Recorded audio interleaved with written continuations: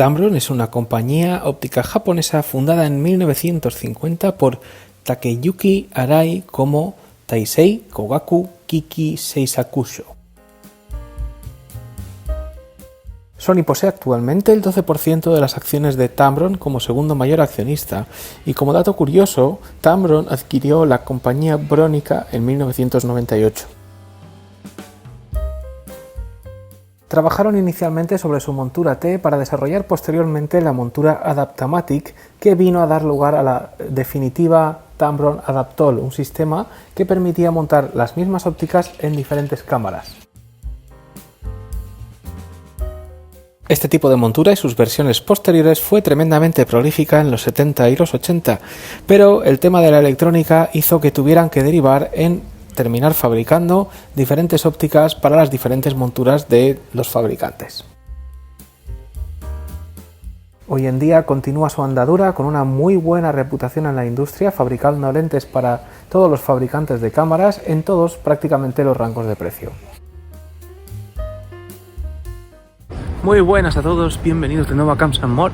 Hoy aquí probando este 28 mm de Tamron, el 28 f2.8, y a ver qué tal se da, os cuento. 28 mm es un angular clásico, es lo que viene siendo parte de la trilogía de lo que tenían antaño. Siempre tenían un 28, un 50, un 85 más o menos, y para mí es una de mis focales favoritas porque con un 28 eres capaz de hacer retratos, no el tipo de retrato que estás imaginando con el desenfoque de fondo y demás, sino un retrato más lo que viene siendo environmental portrait, es decir, retrato con lo que hay alrededor, básicamente, pero que te da un poco de perspectiva de, bueno, lo que estás fotografiando, dónde lo estás fotografiando.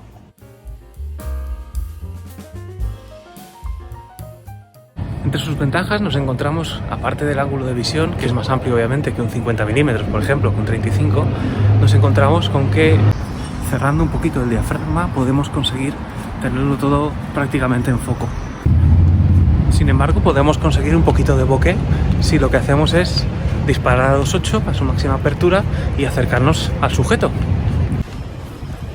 Otras de sus ventajas comunes es que nos suelen dejar acercarnos mucho al sujeto, lo cual permite que, sin ser una óptica macro, podamos hacer fotos de bien cerquita.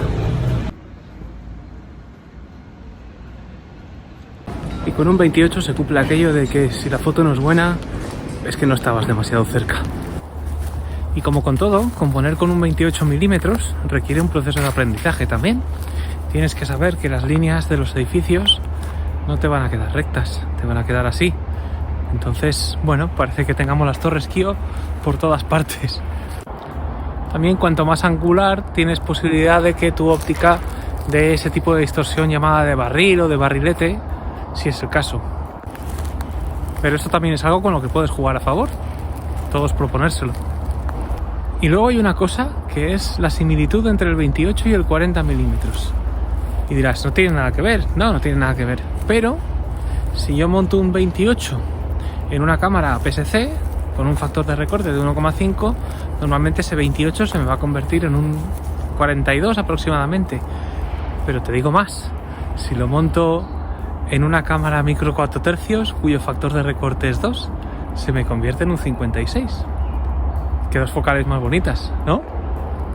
Os estaré dejando por aquí imágenes capturadas tanto en analógico como en digital con 28 mm, y si es en digital también os diré si están capturadas con un sensor, pues eso, APS-C o micro 4 tercios, para que veáis un poquito diferencias y cómo reaccionan y cómo se convierte ese 28 mágicamente en un 42 y se convierte en otra focal súper divertida y súper chula para street photography.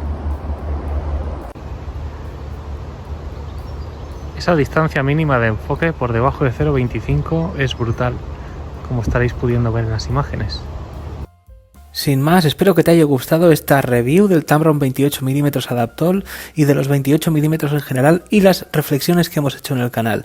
Espero que sea así, déjale tu like, suscríbete si no lo estás, como siempre activa la campanita, y si necesitas algo analógico recuerda que en el box de la descripción te dejo el link a mis amigos de González. Un abrazo y paz.